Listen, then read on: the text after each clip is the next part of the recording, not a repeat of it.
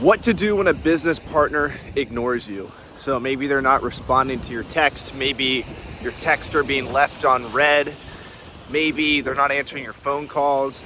And so there's a few things to consider first before we dive into this topic is how long has it been? Has it been an hour? Has it been 12 hours? Has it been 12 days? Because the length of time of ignoring really affects the consequences of them ignoring you. Because if they're a partner and you're running an active business, maybe you need a response from them. Maybe they have a duty to fulfill in the business that they're not doing, or you need to communicate something for them to do. And so 12 days could be the difference between, lost customers and lost opportunity versus 12 minutes or an hour. You could kind of be blowing it out of proportion. Maybe they're actually busy. Maybe they read your text and you are left on read, but they're actually truly busy. Or maybe they are angry, but being angry for 3 hours is way different than ignoring for 3 days. So first of all, the length of time is very important. So don't blow this out of proportion. And that's a common theme you'll see in this video is, as humans, we're emotional. And we get emotional because we get angry because we want to set boundaries and we want to protect ourselves. And it's really important to realize that on both sides, you and the other person. But it's also important to realize emotions will get in the way and they'll cloud your thinking. Your thinking's not going to be clear. So my advice is when your business partner is ignoring you, don't over text. You usually want to bring it on a phone call or a Zoom call or in person if better. So don't send a bunch of messages. Just send a message, hey, I think it'd be better if we talked about this in person, or could you give me a call when you get a chance, and leave it at that. And then call them once, maybe twice. And then give it time.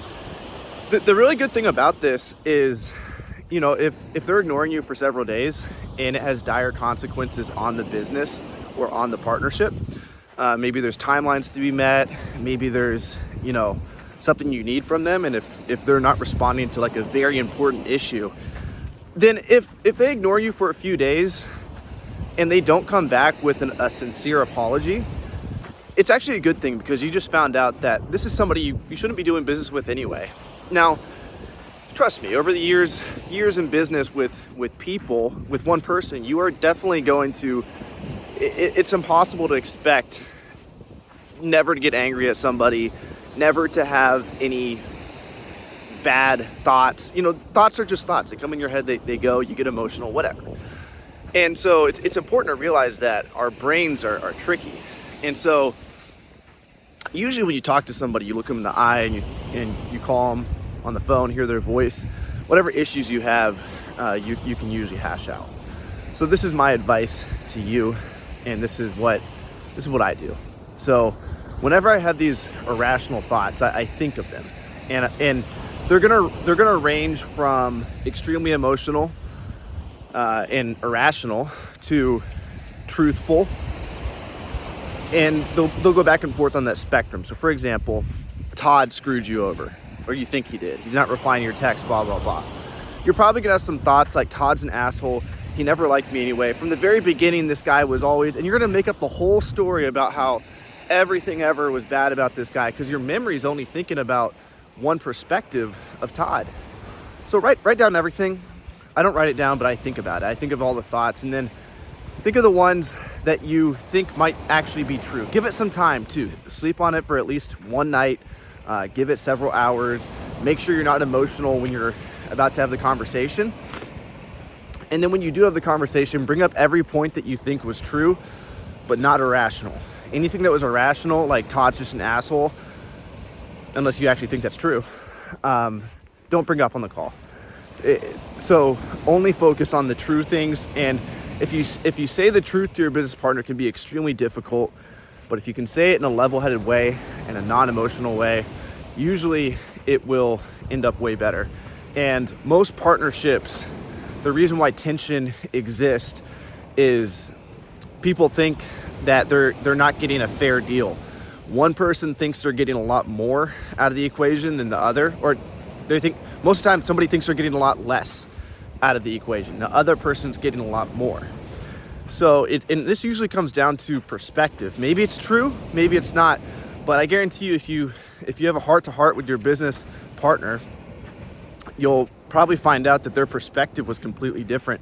They were thinking about things different. So it's really important to listen and hear why they are thinking about the things the way they are. And it's also really important for you to be honest and give a clear route of why you feel the way you do and everything around it. And if you're a logical thinker, you can lay it out step by step and be like, look, this is why I think this is this way. And ignoring is actually a huge problem. If it's going to be a continual thing, you should probably just end the relationship, because it's not mature behavior. It's not masculine behavior. It's feminine behavior. It's a silent treatment. And it doesn't matter if you're a man or woman. It's just the energies, the polarities are different. And so in business, you need masculine energy to get things done. You can't have this femininity all the time, getting emotional about stuff. And if you're not being able to communicate and being able to, call each other, text each other, when shit really does get bad, it's going to be a nightmare. Okay. So that's an absolute no-no. A few things when it comes to choosing a business partner, and then I'll get out of here. And keep in mind that, I'm 27 years old. I've probably been in like 4 or 5 pretty serious partnerships, and not all of them have succeeded. Only like a few have really crashed and burned. But the ones that have crashed and burned because of a few of these things. If you ever catch your business partner lying to you, you should probably cut things off immediately. It's not worth it. And if they've lied to you multiple times, it's not worth it working with a liar. So don't work with a liar, no matter how big or small the lie is. If it happens more than once and they're not sincere about the apology, then move on. That's number 1. Number 2, I feel like this isn't talked about enough, but I read it in a religious book. It was The Richest Man in Babylon, I believe. And King Solomon's 10 rules or something. And it says from the Bible, no, it's not from the Bible, but he was, I don't know. Anyway, some smart, wise man from back in the day. He said, never partner with somebody, excuse me, never partner with somebody who is quick to temper. And I thought this was huge. And I think it's true. If you partner with somebody who's quick to temper, and you can find out if they're quick to temper just by spend a week with them, go somewhere with them.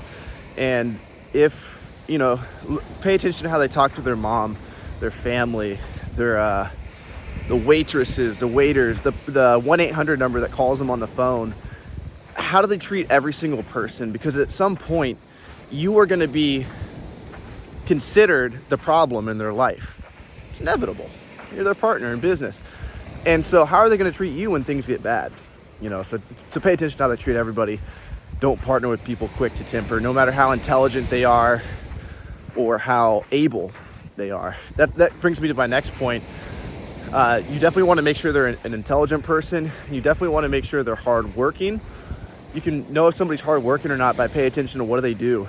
Over the course of a month, how much time do they actually spend on their business, on their work life, and you can kind of project into the future that that's probably how much time they'll spend as well. And then the last thing, obviously, is make sure that they're actually like a good fit. Make sure that they bring skills.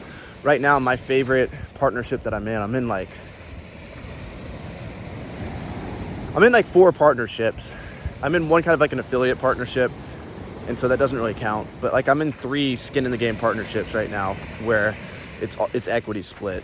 And my favorite partnership out of those 3 is the one where I have polar opposite skills with my partner, and that's I'm making a software, and I'm working with my developer, and so I'm the marketer, I'm the microphone, I project everything out in the world, I get new customers, and he codes the software. And both of us don't have the other skill currently. Could I learn the code? Yeah, it'd take me years, and I probably wouldn't do as good of a job as him. Could he learn to market? Probably, but he would fucking hate it the whole time. And so that's my favorite partnership. So make sure that you guys actually complement each other. You can work with partners who have the same skill set as you, but the problem with that is there's going to be a recurring thought that comes up with you and the partner, which is, I could do this all by myself. And that's actually a pretty dangerous thing at skill, because if the parties truly believe that, oh, I can just do this all myself, then and you don't get over that thought, and you don't have the conversation, and you don't get past that, then at every level, when things get bad and when things get good, that's going to be the same thing that comes up over and over again. But if you truly complement each other in a way where I know I can't do what you do, and vice versa, and you guys have a profitable business, then you guys need each other. And as long as you're honest with each other and you have good energy, I'm not going to say like you never get angry at each other. Again, it's going to fucking happen. But make sure you're with somebody who, I like to partner with people who are logical thinkers.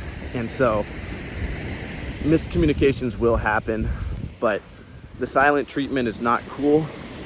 And again, as I stated at the beginning of the video, 12 hours is very different than 12 days. If you have a business partner that's taking days to reply to you, and there's not like a legitimate reason, like maybe they lost their phone, maybe they were on a camping trip, whatever, like if they're truly like leaving you on red and still living their life, that's a big problem. And I would look at it as a good thing.